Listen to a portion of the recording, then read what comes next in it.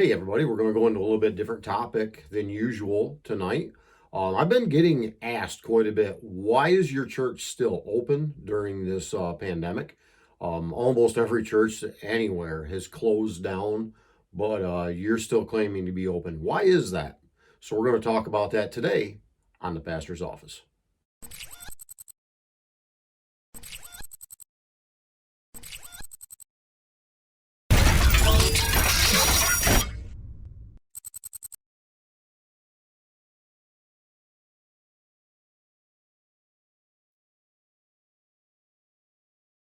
In an attempt to understand why are we staying open, why are we being, as some people have called it, rebels?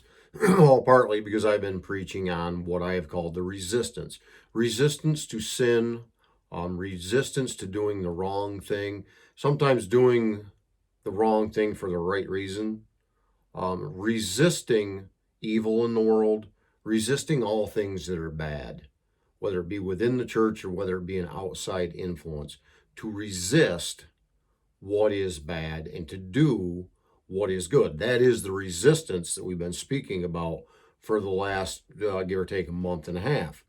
So to look into this biblically, because we can't just look at it of, hey, Pastor Rob decides that South Edmiston Community Church is going to stay open because he's been preaching the resistance. Well, that's no good. We have to have a reason biblically to stay open. So we're going to look at a couple different places in the Bible, and then we're going to kind of dig into it a little bit and see why I have made this choice to keep the church open and to keep worshiping as a group. Now, just as a disclaimer, the folks that have been attending, we have been distancing. No one's sitting near each other. It's not an issue there. We've been trying to abide by that 6 feet distancing that the government has put in place. We're trying to, where we can, to obey what they have said to do. If anybody chooses to wear a mask or whatever in church, they are more than welcome to.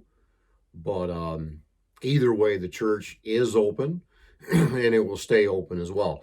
So to get this started, we're going to look at a couple different places in the Bible. One of which we're going to start out in is Hebrews 10:25. And Hebrews 10:25 is, actually, we'll go back to 24. We'll start at 24. And let us consider how to stir up one another to love and good works, not neglecting to meet together, as is the habit of some, but encouraging one another, and all the more as you see the day drawing near. So this is saying that we are to meet together, to stir each other up to good works and to love. So if we are not meeting together, can we still do good works and love? Absolutely. But as we all know, the church body is the strongest when all parts of the church body are working together. Obviously, you've got a bad sore knee, your walking is affected. And it seems like if you got a sore knee, your thinking is affected. Everything seems to be affected. Got a sore finger, same sort of a thing. Your whole body seems to be affected by one sore part. So as our parts are not there, it's hard to stir each other up. In stirring each other up, it's not to, like somebody would say, oh, I got him stirred up. No, it's nothing like that. It's to enhance each other. It's to help each other. It is to cause a form of maybe accountability to each other that, hey, I'm here to help you.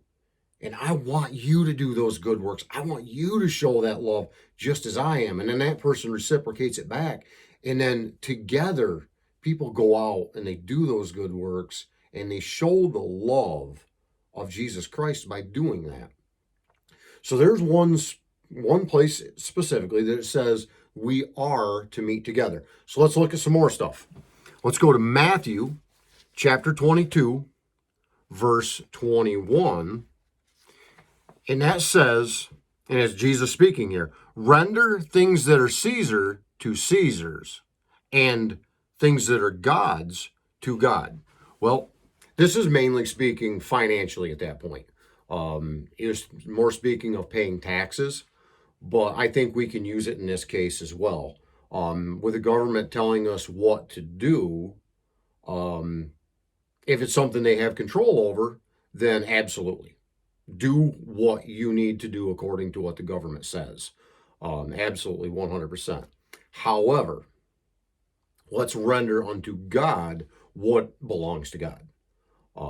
And our worship, our praise, our love, our gathering together belongs to God. We don't worry about Caesar in that case. It belongs to God. So let's look a little bit farther yet. And this is in Romans chapter 13. We're going to start in verse 1. And this is kind of an interesting section here as well. Let every person be subject to the governing authorities, for there is no authority except from God, and those that exist have been instituted by God. Therefore, whoever resists the authorities resists what God has appointed, and those who resist will incur judgment. For rulers are not a terror to good conduct, but to bad. Would you have no fear of the one who is in authority? Then do what is good, and you will receive his approval. For he is God's servant for your good. But if you do wrong, be afraid, for he does not bear the sword in vain. For he is the servant of God, an avenger who carries out God's wrath on the wrongdoer. Therefore, one must be in subjection, not only to avoid God's wrath, but also for the sake of conscience. For because of this, you also pay taxes, for the authorities are ministers of God, attending to this very thing. Pay to all what is owed to them, taxes to whom taxes are owed, revenue to whom revenue is owed, respect to whom respect is owed, honor to whom honor is owed. So if we look at that, we are absolutely to respect, to honor, and to obey our authorities. So let's take that right at face value. And a lot of churches, a lot of pastors are using that specific place to say, well, we have been told to shelter in place. We have been told to separate from each other. We have been told to stay at home and to not gather whatsoever. But you notice the end of that is speaking about taxes. That whole area is speaking more of taxes. Well, even we'll just err on the side of let's do everything that the government tells us to do because God has ordained our government. So with that face value thought, no matter what our government tells us to do, we are supposed to do exactly what we are told to do. Do we really believe that? Do we really believe that no matter what the government tells us to do, we are to do it? And I'll give you an example. And this comes from the government. This is the First Amendment to the Constitution. It's actually called Article 3 of the Bill of Rights. Congress shall make no law respecting an establishment of religion or prohibiting, the free exercise thereof, or abridging the freedom of speech, or of the press, or of the right of the people to peaceably to assemble, and to petition the government for a redress of grievances. So if our U.S. Constitution says plainly right here again, in Article 3, which is the First Amendment, if Congress is the highest governing lawmaking body of the government, then the president can't supersede laws either, and or a state governor or a mayor or anything like that, because Congress makes the laws. Things are passed down from there, but they are the ones specifically spoken of here. Congress shall make no law respecting an establishment of religion. In this case, nobody is trying to establish a religion, so that doesn't apply. Or prohibiting the free exercise thereof. Well, if we're told not to be able to go to church, that would be prohibiting the free exercise thereof. Therefore, that would be unconstitutional. Then we go a little farther, or abridging the freedom of speech. Are they saying, not so much, but are they saying that a pastor cannot speak his mind from the pulpit? Now, this has been changed, that we cannot speak from the pulpit of any type of pro this candidate or against that candidate type of a thing. And that's more into a tax law than it is into a constitutional style law. So they've kind of circumvented it in that so that pastors can't talk politics from the pulpit. But I'm pretty sure it's safe to read the U.S. Constitution. So abridging the freedom of speech, the pastors to preach, or of the press. So if they were to do that, then that means we couldn't go online, which almost every church is going online with an online service now. That's great. I love the fact so many churches are doing that. Good on you, pastors, for doing that. That is great that you're doing it. Or the right of the people peaceably to assemble. Now, I don't know about the church you attend, but in my church in South Edmiston, we attend pretty peaceably when we assemble. We don't get in any fights or anything. We peaceably assemble. So we can speak, we can assemble, we can't have our exercise of religion prohibited. Therefore, whatever they say about us not being able to go to church, it's unconstitutional, folks. Whether it be our president that is asking us not to, or whether it be in New York here, our governor telling us that we can't, but he's also a man who told us that anyone who is religious or, believes in anything conservative can leave the state. We've got to kind of wonder there. So with that said, let's look at a couple things biblically, because we can't just go to the U.S. Constitution because that's not biblical. That's constitutional. But that's just, I wanted to read that just to show you that these things that they're putting in place, according to the U.S. Constitution, are illegal. So let's look at a couple times where in history of Bible, people have gone against what their governing body said, and why did they do it? The first one we're going to look at is Exodus chapter 1:17. We're not going to read that, just going to give you a quick synopsis basically of it. And this is when the Israelites were in Egypt, and they were growing in number big time, in strength. It got to the point where the Egyptians were quite nervous over the fact that the Hebrews could actually really have an uprising and take over. So they went to the midwives and they said, the babies must be killed. And we've got to kill these babies, because we cannot have men growing up to be stronger and building this mighty military. Well, the midwives, obviously being Israelites, Hebrews, they didn't believe that was right. Really? Murdering newborn children? No. So they didn't. They decided that to do against what the government said was to do what God preferred. So they erred on the side of going with God instead of going with government. I'm kind of with them on that. I got to believe they did the right thing to not kill those babies.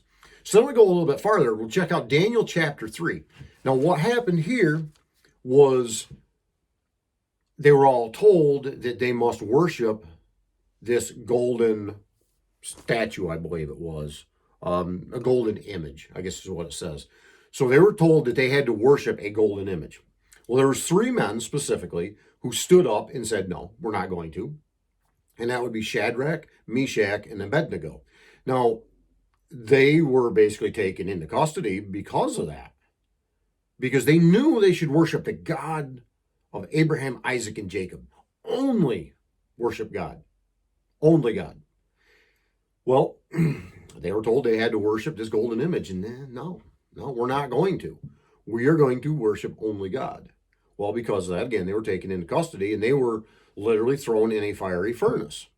And while they were in the fiery furnace, God's hand of protection was on them. And they were not harmed. They didn't burn a single hair on their body.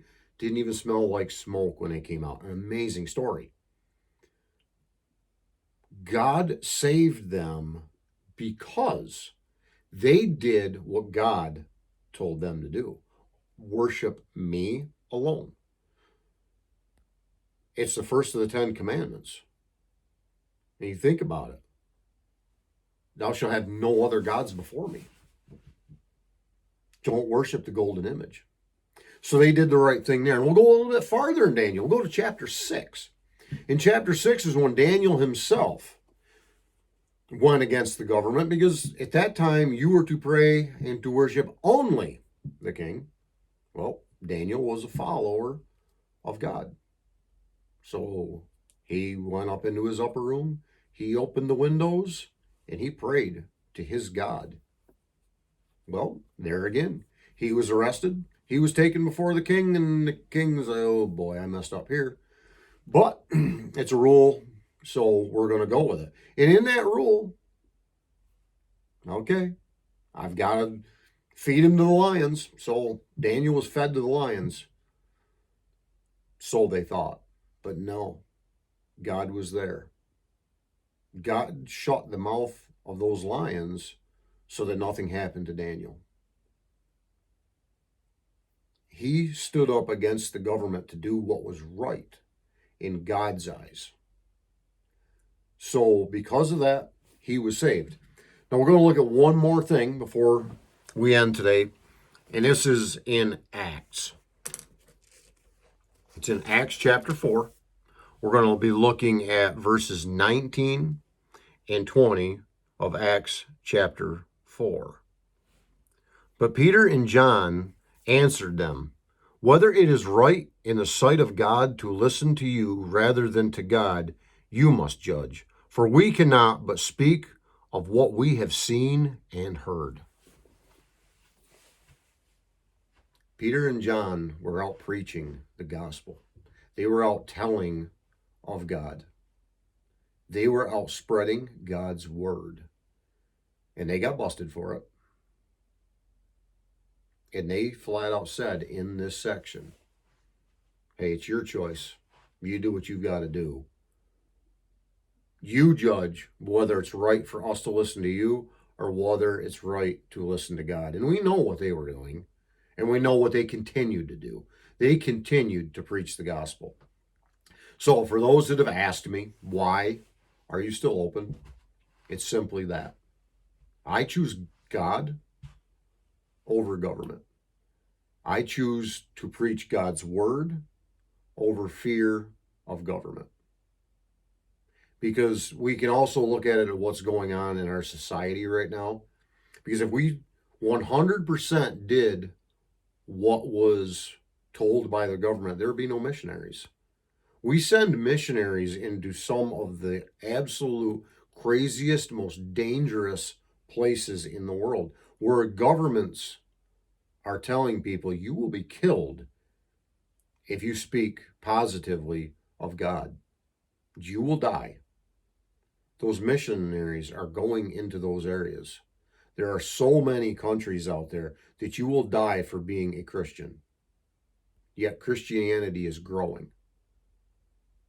And if we were to bow down 100% to governments, then we would never have any missionaries there. We will not be evangelizing those countries, and we would not be leading people to a saving faith in Christ. But by going against the government and doing what God says, we are leading people to Christ. So there basically it is in a nutshell. If you decide to follow everything the government says, well, that's your choice.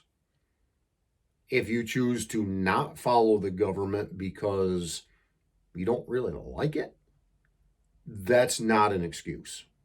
We are told to follow what the government says. However, when what the government says comes in conflict with what God says, God's will must be done over government will. And for those of you who are members of whether it be in my congregation or another congregation, and you choose to stay home for safety, to not have a chance of getting the virus, because you feel that that is right for your family, I will be praying for you, and I truly hope to be able to see you again when this passes. For those who have made those decisions, including my wife and children, they haven't been coming to church because they want to stay safe. I back you 100% for that choice. I don't want to make this sound like anyone has to attend church. You have to come out. No, no, that's not the purpose of this video today. The purpose of this video is to build you folks up that have chosen to stay home as your choice. That is a choice you have made, and that's okay for your safety, because you need to do what is best for your family. But at the same time, the church will remain open. And if by chance I am to come down sick with the virus or whatever, we will find someone to preach a sermon that day. We will find someone to keep the doors of the church open. I vowed that from the start, and we're going to stick by that. We are going to keep it open.